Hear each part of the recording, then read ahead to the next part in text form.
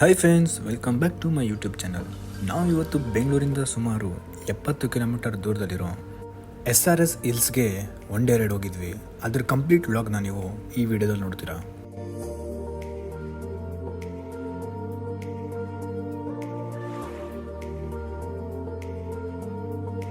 ಬೆಂಗಳೂರಲ್ಲಿ ITBT work ಮಾಡೋರಿಗೆ ಈ ಕೆಲಸ ಪ್ರೆಷರಲ್ಲಿ ತಲೆ ಕೆಟ್ಟೋಗಿರುತ್ತೆ ಗುರು.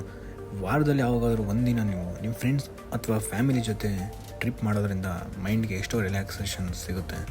ಸೊ ನಾವು ಇವಾಗ ರೀಚ್ ಆಗ್ತಾ ಇರೋಂಥ ಪ್ಲೇಸ್ ಬಂದು ರಾಮನಗರ ಹತ್ರ ಇರೋ SRS ಹಿಲ್ಸ್.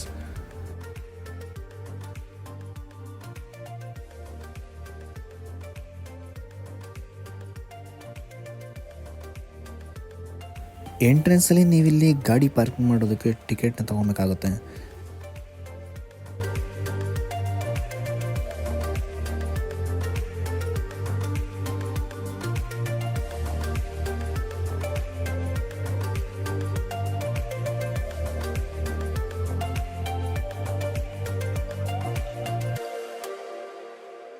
ನೀವೇನಾದರೂ ವೀಕೆಂಡಲ್ಲಿ ಇಲ್ಲಿ ಬಂದರೆ ಫುಲ್ಲು ಜನ ಸಾಗರ ಅಂತಲೇ ಹೇಳ್ಬೋದು.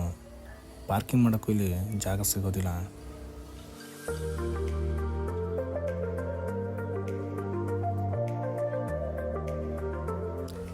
ಬೆಟ್ಟ ಹತ್ತಿದ ಮೇಲೆ ನಿಮ್ಗೆ ಇಲ್ಲಿ ಕಾಣೋದಿಲ್ಲ, ಬರೀ ಗ್ರೀನ್ ಗ್ರೀನ್ ಗ್ರೀನ್.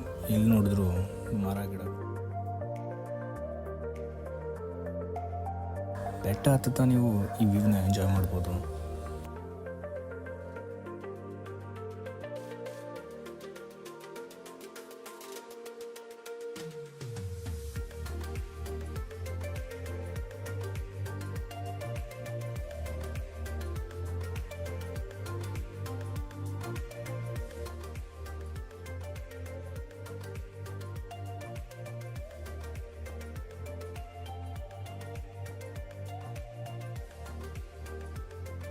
SRS ಹಿಲ್ಸಿಂದ ನಿಮ್ಗೆ ಚನ್ನಪಟ್ಟಣಗೆ ಜಸ್ಟ್ 20 ಕಿಲೋಮೀಟರ್ಸ್ ಆಗುತ್ತೆ.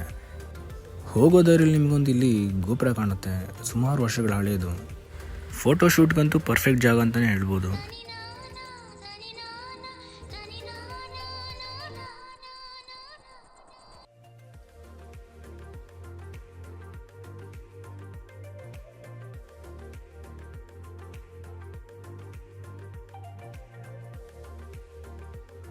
ನೀವೇನಾದರೂ SRS ಹಿಲ್ಸಿಂದ ಚನ್ನಪಟ್ಟಣ ಹೋಗೋ ದಾರಿಲಿ ಈ ಪಾಳ್ಬಿದ್ದಿರೋ ಗೋಪುರ ಕಾಣಿಸಿದ್ರೆ ಒಂದು ವಿಸಿಟ್ ಹಾಕಿ ಗುರು, ಮಸ್ತ್ ಪ್ಲೇಸು. ನಾವಂತೂ ಒಂದು ವಿಸಿಟ್ ಹಾಕಿ ಒಂದಷ್ಟು ಫೋಟೋ ಶೂಟ್ ಮಾಡಿಕೊಂಡು ಸೀದಾ ಹೋಗಿದ್ದು ಚನ್ನಪಟ್ಟಣ ಕಡೆಗೆ.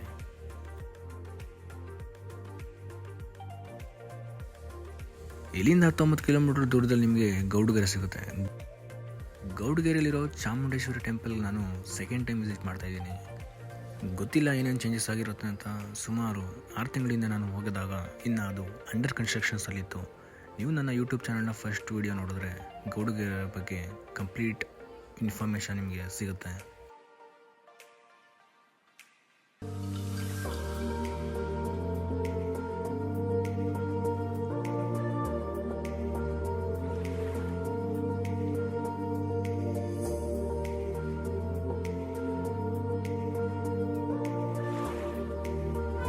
ನಾವು ವಿಸಿಟ್ ಹಾಕಿ ದಿನ ಬಂದು ಸಂಡೇ ಆಗಿರೋದ್ರಿಂದ ಜನ ಅಂದರೆ ಜನ ಇದ್ರು ಗುರು, ಕಾಲಿಡೋಕ್ಕೂ ಜಾಗ ಇರಲ್ಲ.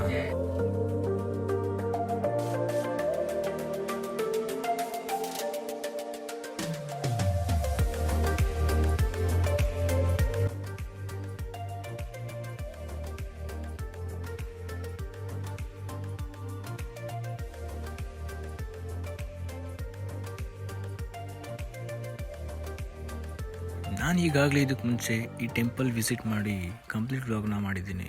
ವಿಡಿಯೋ ಲಿಂಕ್ನ ನಾನು ಡಿಸ್ಕ್ರಿಪ್ಷನಲ್ಲಿ ಹಾಕಿರ್ತೀನಿ. ಕಂಪ್ಲೀಟಾಗಿ ಅಭಿವೃದ್ಧಿ ಮುಗಿದಾದ ಮೇಲೆ ಈ ರೀತಿ ಕಾಣುತ್ತೆ. ಸೊ ನೀವೇನಾದರೂ ನಿಮ್ಮ ಫ್ಯಾಮಿಲಿ ಫ್ರೆಂಡ್ಸ್ ಜೊತೆ ವೀಕೆಂಡಲ್ಲಿ ಬರಬೇಕು ಅಂದರೆ ತಪ್ಪದೆ ವಿಸಿಟ್ ಮಾಡಿ. ಶ್ರೀ ತಾಯಿ ಚಾಮುಂಡೇಶ್ವರಿ ಆಶೀರ್ವಾದ ಪಡೀರಿ. ವಿಡಿಯೋ ಇಷ್ಟ ಆಗಿದ್ರೆ ಮುಂದಿನ ವಿಡಿಯೋದಲ್ಲಿ ಸಿಗ್ತೀನಿ. ಎಲ್ರಿಗೂ ನಮಸ್ಕಾರ.